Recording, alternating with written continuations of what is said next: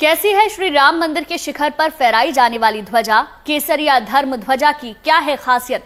इसे मंदिर के शिखर पर फहराने के लिए किस तरह का सिस्टम तैयार किया गया है?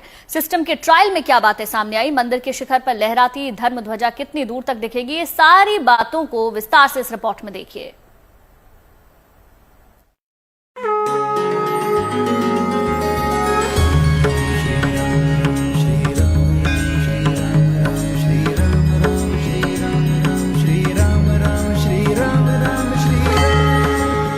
अयोध्या में मर्यादा पुरुषोत्तम भगवान राम के मंदिर के शिखर पर लहराती ये ध्वजा इस बात का प्रमाण है कि राम मंदिर संपूर्ण रूप से बनकर तैयार हो चुका है। ये तस्वीर मंगलवार को हुए फ्लैग होस्टिंग रिहर्सल की है। 25 नवंबर को ये धर्म ध्वजा राम मंदिर के शिखर पर हमेशा के लिए लहराएगी। उसके लिए अवध नगरी अयोध्या में भव्य और दिव्य कार्यक्रम का आयोजन किया जा रहा है। 25 नवंबर दिन मंगलवार, उस दिन अयोध्या के राम जन्मभूमि पर शिखर पर ध्वजा फहराया जाएगा।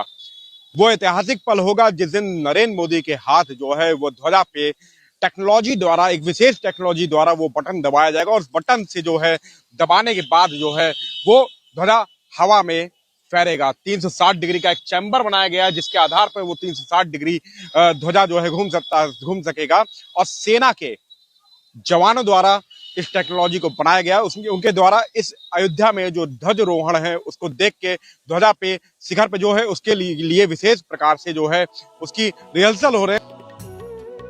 भव्य राम मंदिर के मुख्य शिखर पर फहराए जाने वाले धर्म ध्वजा की तैयारी को परखने के लिए मंगलवार को अयोध्या पहुंचे सीएम योगी ने मंदिर परिसर का भ्रमण किया।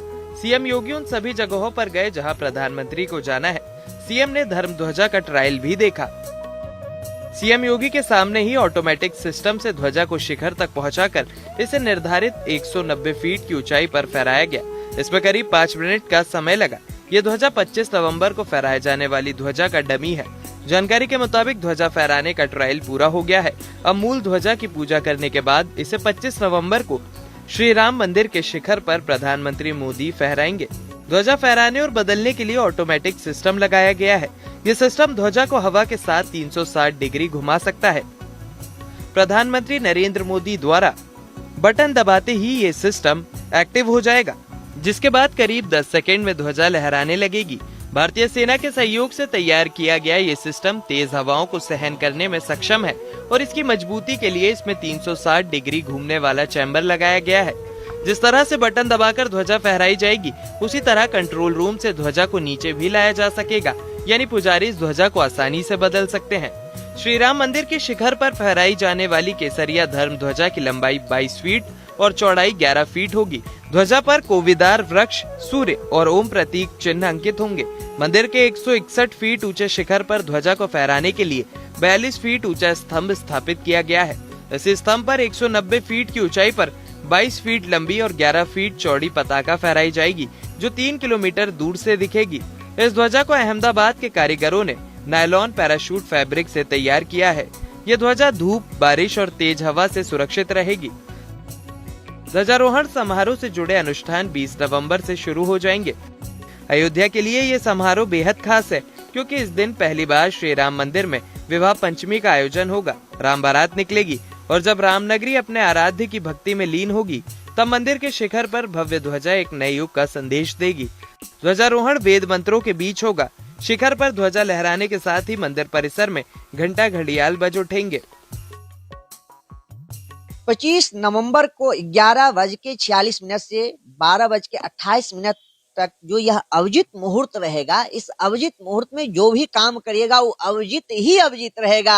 वह सदा सर्वदा के लिए अक्षुण रहेगा। जितने भी अनुष्ठान हैं, सारे अनुष्ठान की पूर्णता जो अविजित मुहूर्त में जो सर्वश्रेष्ठ मुहूर्त है, इससे बढ़ करके, इससे सुंदर मुहूर्त कोई हो नहीं सकता है, क्योंकि इसी मुहूर्त में भगवान का जन्म हुआ है। इसी मुहूर्त में जन्म होने के नाते यह पावन पवित्र मुहूर्त है। इसीलिए भगवान का प्रतिष्ठा भी अविजित मुहूर्त में हुआ था और भगवान के जो भव्य दिव्य मंदिर पर यह ध्वज लगेगा, यह भी अविजित मुहूर्त में लगेगा। तो बड़ा ही ये आनंद का विषय है, बड़ा उमंग का विषय है, बड़ा आह्लाद का विषय है। मैं बहुत ही आह्लादित हूँ, बहुत ही आनंदित हूँ। इसको इस जो है वैभव का, इस जो है भगवान के इस ध्वज का जो मैं वाणी से नहीं कर सकता हूँ, कितना आनंद है, कितना आह्लाद है। मंदिर ट्रस्ट के मुताबिक ध्वजारोहण कार्यक्रम के अगले दिन यानी 26 नवंबर से मंदिर परिसर आम भक्तों और श्रद्धालुओं के लिए पूरी तरह खोल दिया जाएगा। अभी तक श्रद्धालुओं को केवल गर्भगृह और प्रथम तल तक ही जाने का अवसर मिलता है। गर्भगृह में रामलला की नई प्रतिमा की प्राण प्रतिष्ठा की गई थी, जबकि प्रथम तल पर राम दरबार की स्थापना हुई है। अब विवाह पंचमी के दिन शिखर कलश और ध्वजारोहण के बाद पूरे मंदिर परिसर में दर्शन की व्यवस्था शुरू हो जाएगी। अयोध्या से मयंक शुक्ला के साथ bureau report, good news today.